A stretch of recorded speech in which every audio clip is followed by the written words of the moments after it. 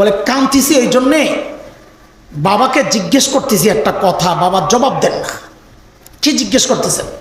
বলে বাবাকে জিজ্ঞেস করতেছি, ও বাবা, আমাকে উচ্চ শিক্ষায় শিক্ষিত করার জন্য তুমি তোমার জীবন যৌবন শেষ করেছ, তোমার সুখ আনন্দ সব শেষ করেছ, জীবনের কামাই রোজগার সব আমার পেছনে ঢেলেছ, হয়তো তুমি সফল হয়েছ, আমাকে সর্বোচ্চ শিক্ষায় শিক্ষিত করেছ, হ্যাঁ, কিন্তু বাবা এখন আমাকে জবাব দাও, আমি জানাজা যে পড়বো, এই জানাজায় কি পড়বো বাবা, এটা কেন শিখাইল না, জবাব দাও।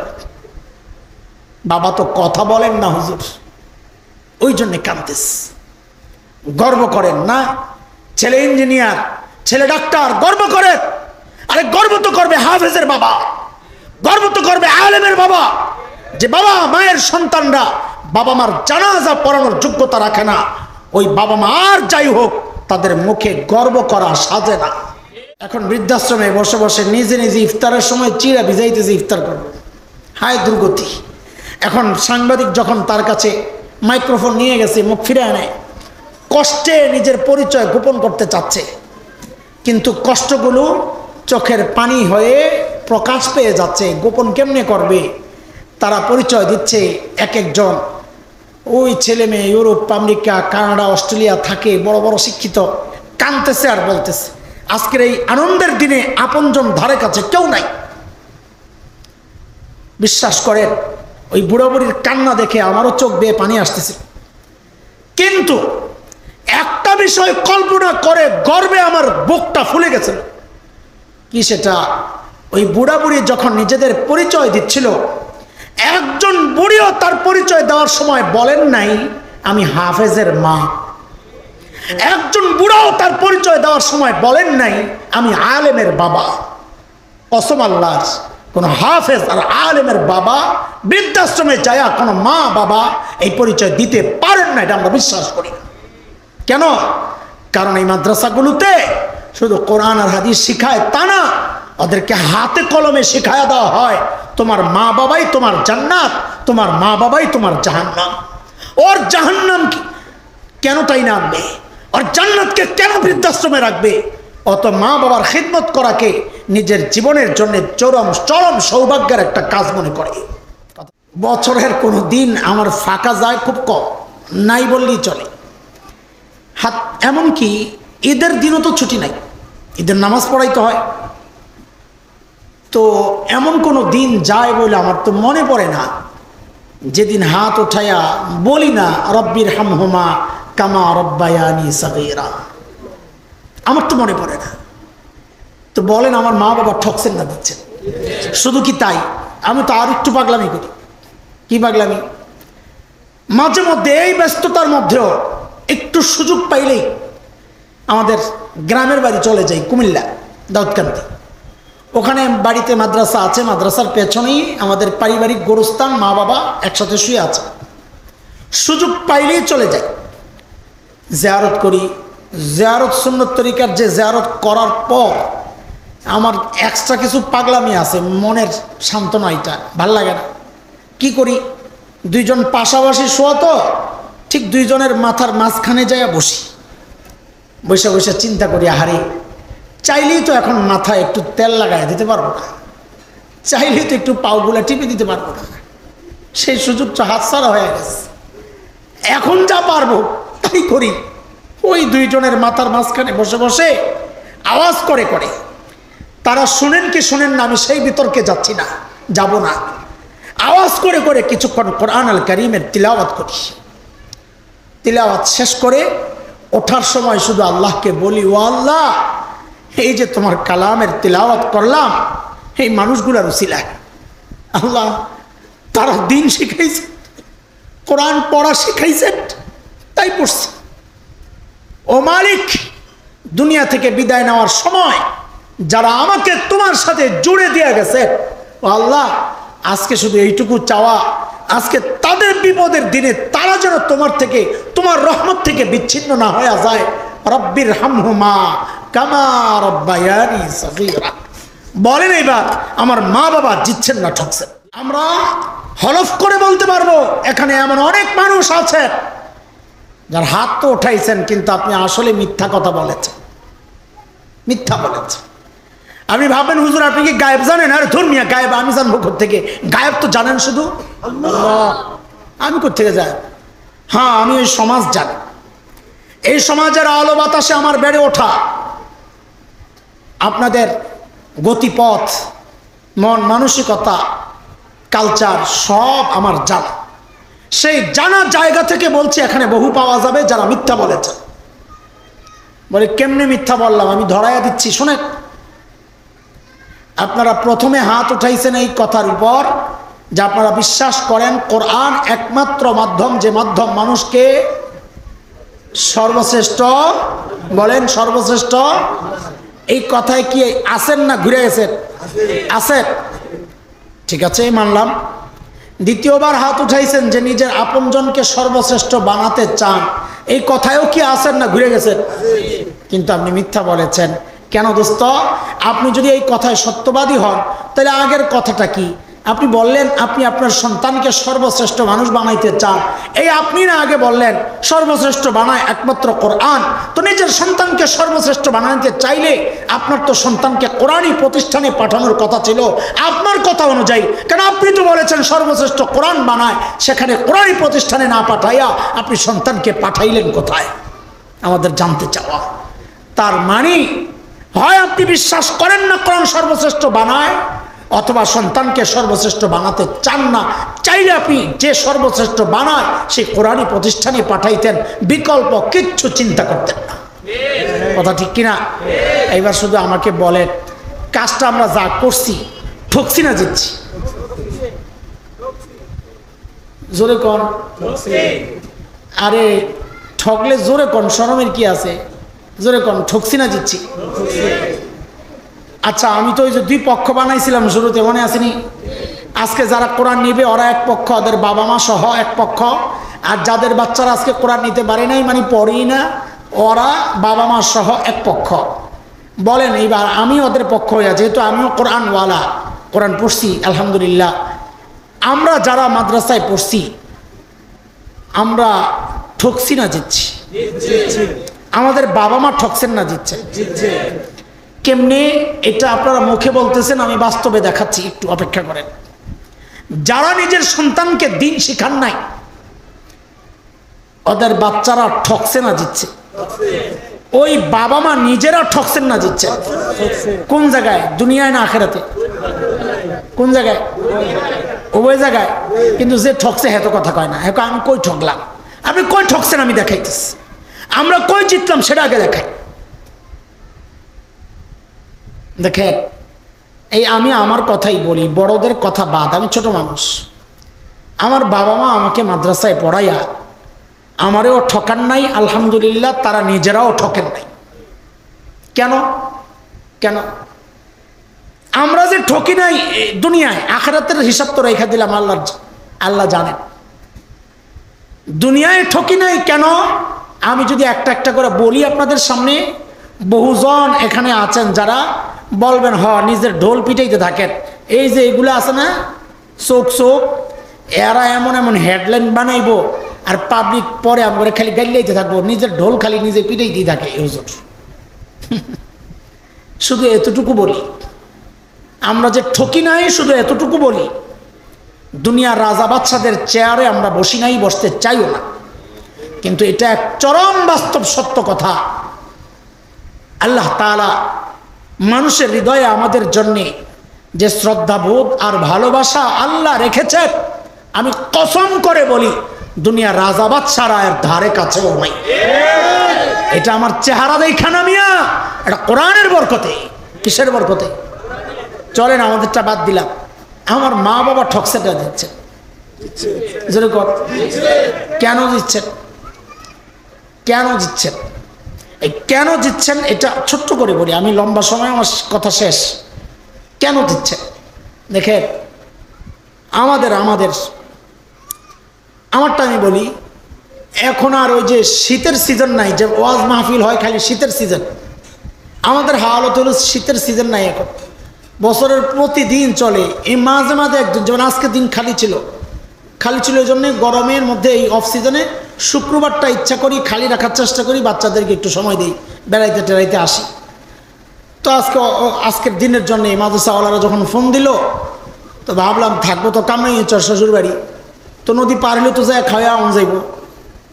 খানা ওই পাশেও ভালো এই পাশেও ভালো, কিন্তু এই পাশের ভালোটা বেশি সম্ভাবনা। শাশুড়ি তো প্রতিদিনই খাওয়ায় আইলে, এরা তো বছরে একবার, খাওয়ানটা এনেই ভালো হইব। পরে দাওয়াত রাখছে যে খাওয়ানটা ভালো হইব। আসছি, বছরের কোনো দিন আমার ফাঁকা যায় খুব কম, নাই বললেই চলে। হাত এমনকি ঈদের দিনও তো ছুটি নাই, ঈদের নামাজ পড়াইতে হয়। তো এমন কোনো দিন যায় বলে আমার তো মনে পড়ে না যেদিন হাত উঠাইয়া বলি না রব্বির হামহুমা কামা রব্বায়ানি সাগীরা। আমার তো মনে পড়ে না। তো বলেন আমার মা বাবা ঠকছেন না দিচ্ছেন? শুধু কি তাই, আমি তো আর একটু পাগলামি করি। কি পাগলামি? মাঝে মধ্যে এই ব্যস্ততার মধ্যেও একটু সুযোগ পাইলেই আমাদের গ্রামের বাড়ি চলে যাই, কুমিল্লা দাউদকান্দি। ওখানে বাড়িতে মাদ্রাসা আছে, মাদ্রাসার পেছনেই আমাদের পারিবারিক গোরস্থান, মা বাবা একসাথে শুয়ে আছে। সুযোগ পাইলেই চলে যাই, জিয়ারত করি। জিয়ারত সুন্নত তরিকার, যে জিয়ারত করার পর আমার এক্সট্রা কিছু পাগলামি আছে, মনের সান্ত্বনা, এটা ভাল লাগে না। কি করি, দুইজন পাশাপাশি শোয়া তো, ঠিক দুইজনের মাথার মাঝখানে যাইয়া বসি, বসে বসে চিন্তা করি আহারে চাইলেই তো এখন মাথায় একটু তেল লাগাই দিতে পারবো না, চাইলেই তো একটু পাওগুলা টিপে দিতে পারবো না, সেই সুযোগটা হাতছাড়া হয়ে গেছে। এখন যা পারবো তাই করি। ওই দুইজনের মাথার মাঝখানে বসে বসে আওয়াজ করে করে, তারা শুনেন কি শুনেন না আমি সেই বিতর্কে যাচ্ছি না, যাব না। আওয়াজ করে করে কিছুক্ষণ কোরআন আল কারীমের তিলাওয়াত করি। তিলাওয়াত শেষ করে ওঠার সময় শুধু আল্লাহকে বলি, ও আল্লাহ, এই যে তোমার কালামের তিলাওয়াত করলাম এই মানুষগুলার উসিলায় আল্লাহ, তারা দিন শিখাইছে, কোরআন পড়া শিখাইছেন, তাই পড়ছি। ও মালিক, দুনিয়া থেকে বিদায় নেওয়ার সময় যারা আমাকে তোমার সাথে জুড়ে দিয়ে গেছে, ও আল্লাহ, আজকে শুধু এইটুকু চাওয়া, আজকে তাদের বিপদের দিনে তারা যেন তোমার থেকে, তোমার রহমত থেকে বিচ্ছিন্ন না হয়ে যায়। রব্বির হামহুমা কামা রব্বায়ানি সাগীরা। বলেন এইবার আমার মা বাবা জিতছেন না ঠকছেন? গেল আমাদের হিসাব। এবার যারা নিজেদের সন্তানকে দিন শেখান নাই, আপনারা নিজেরাও ঠকেছেন, দুনিয়াতেও ঠকবেন, আখিরাতেও। সন্তানকেও ঠকাইছেন, জুলুম করেছেন। আমার ভাইটা আমার আগে আলোচনা করতেছিল হুকুকুল ইবাদের ব্যাপারে। প্রত্যেক বাবা মা তার সন্তানের হক আগে নষ্ট করে। বিচার আসে, বিচার। আমার ছেলে মেয়ে কথা শুনে না হুজুর, ছেলে মেয়ের বিচার আছে, কিন্তু বিচারের কাম তো আপনি আগে করে রাখছেন সন্তানের হক নষ্ট করে। ফলাফল ফলাফল নিজেও ঠকছেন, সন্তানরাও ঠকাইছেন। কেমনে কেমনে? আমরা তো মুখে মুখে বলতেছি, আপনারাও আমাদের সাথে সাথে তাল দিতেছেন, কিন্তু বাস্তবতা কি? এবার বাস্তবতা দেখেন। আমি সমাজ বাস্তবতায় তিনটা উদাহরণ দিই, আপনি শুনেন। সমাজ বাস্তবতায় নাম্বার 1, কয়েক বছর আগে পত্রিকার রিপোর্ট, আমার কাছে অবশ্য পত্রিকার কাটিং আছে, কারো দেখতে মনে চাইলে সে দেখবে। পত্রিকাওয়ালারা রিপোর্ট করেছে কি, উচ্চ শিক্ষার হার যত বাড়ছে, এই উচ্চ শিক্ষা কি মাদ্রাসা শিক্ষা? কথা কর। আসলে হওয়ার কথা ছিল এটাই। কারণ যেই শিক্ষা জমিনে তৈরি হয়েছে ওইটা উচ্চ শিক্ষা না, যেই শিক্ষা আসমান থেকে আসছে ওইটা উচ্চ শিক্ষা? উপর কোনটা?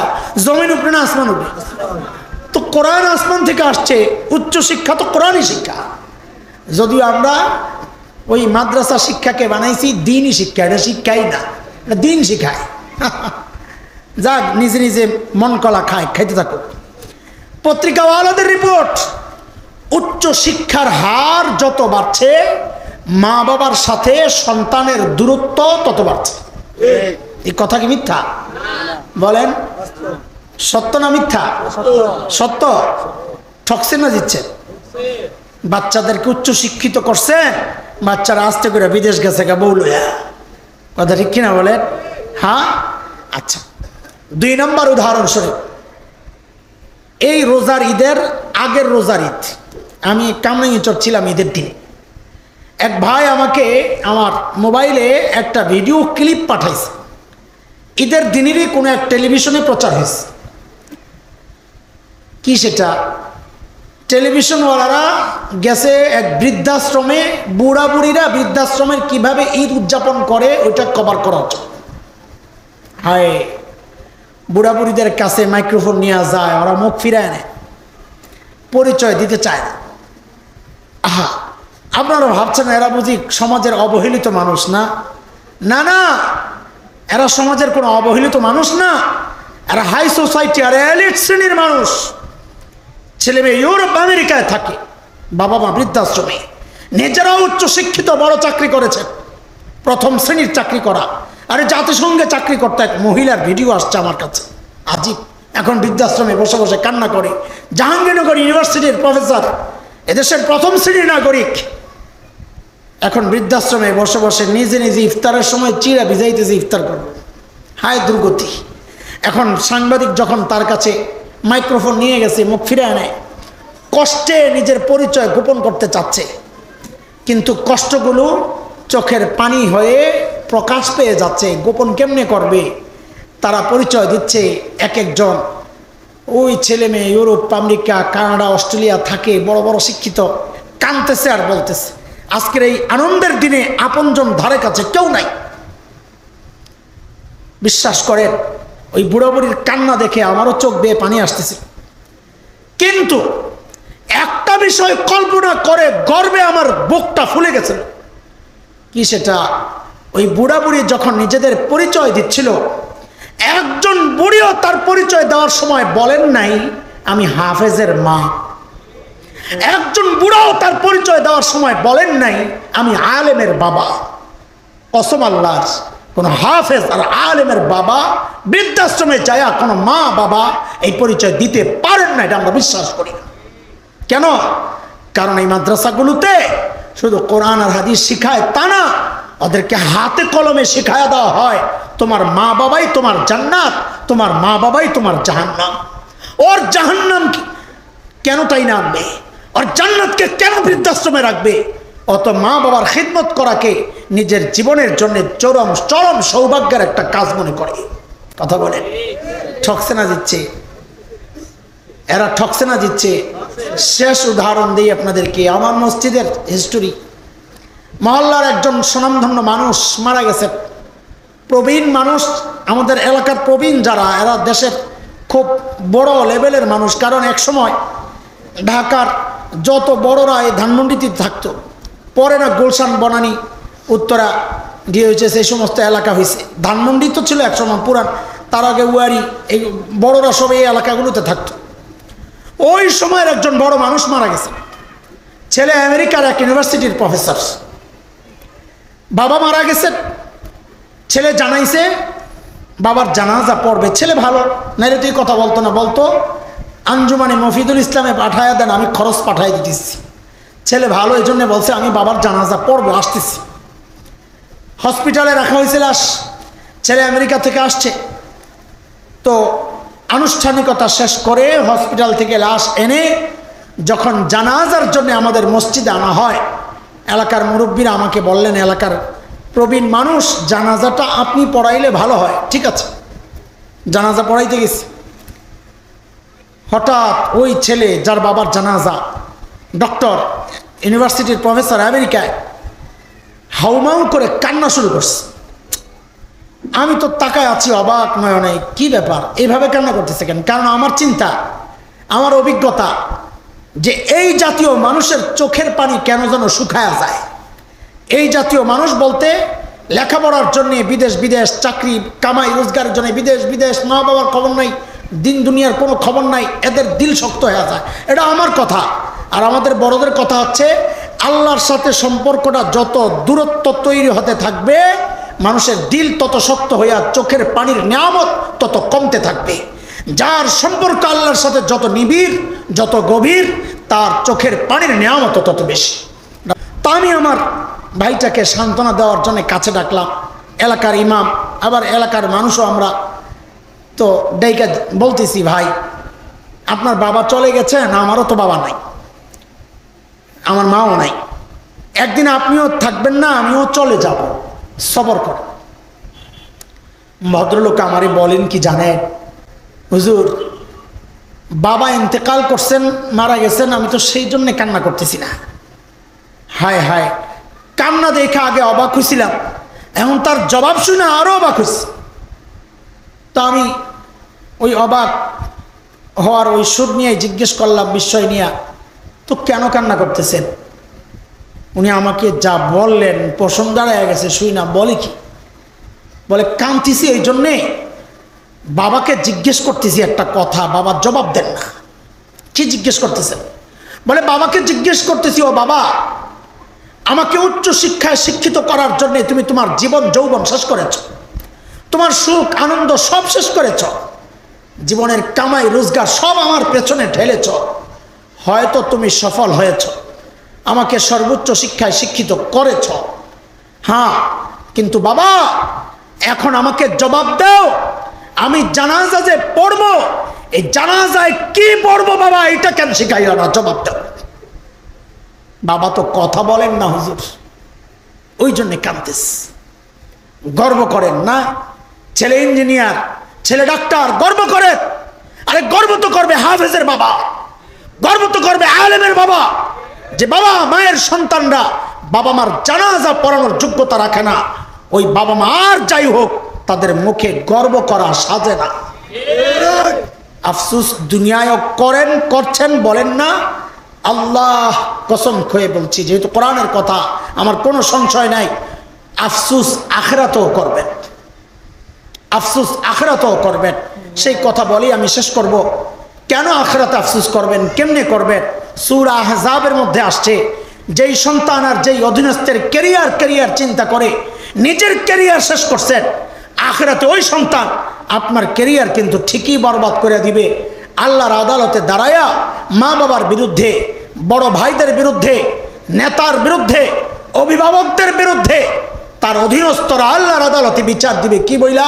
কোরআন বলছে, অভিযোগ দিবে আল্লাহর কাছে, রব্বানা ইন্না আতানা সাদাতানা ওয়া কুবারানা فأضلونا السبيل ربنا آتهم ضعفين من العذاب والعنهم لعنا كبيرا। আল্লাহ আমার বাবা মা, আমার মুরব্বী, আমার বড় ভাই, আমার অভিভাবক, দুনিয়ায় তাদের অধীনস্থ ছিলাম, তাদের কথা মেনেছি, যা বলেছে, তারা সেই সুযোগে আমাকে পথভ্রষ্ট করেছে। আমি এখন ডাবল শাস্তি চাই। কয় শাস্তি চাই? কেন? তাফসির পরে বুঝেন, আগে এইভাবে বুঝেন। খাওয়ানোর দায়িত্ব ছিল, খাওয়ায় নাই, এক অপরাধ। বিষ খাওয়াইছে, আরেক অপরাধ।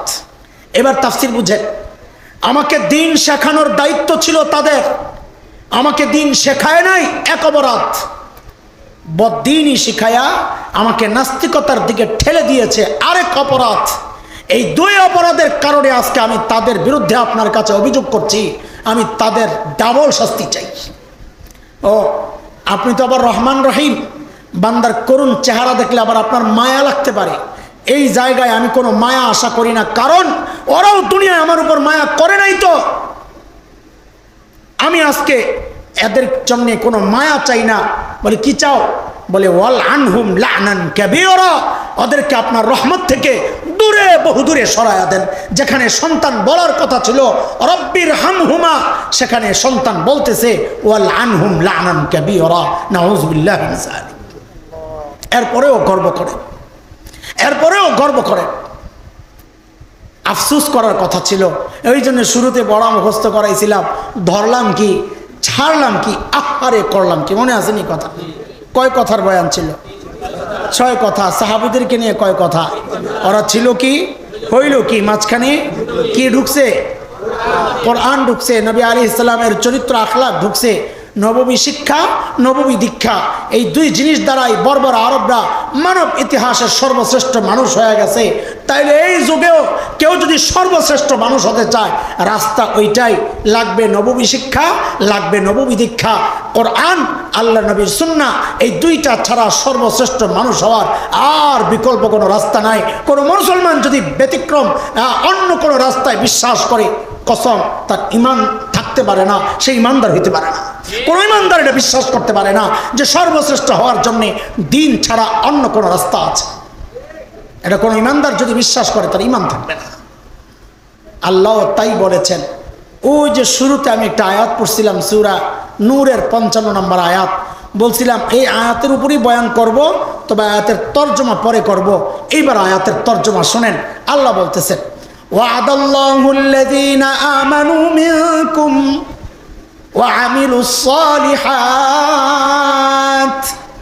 লায়াস্তাখলিফান্নাহুম ফিল আরদ কামা ইস্তাখলাফাল্লাযীনা মিন ক্বাবলিহিম ওয়া লা ইউমাক্কিনান্না লাহুম دينهم الذي ارتضى لهم ولا يبدلنهم من بعد خوفهم أمنا يعبدونني لا يشركون بي شيئا ومن كفر بعد ذلك فأولئك هم الفاسقون।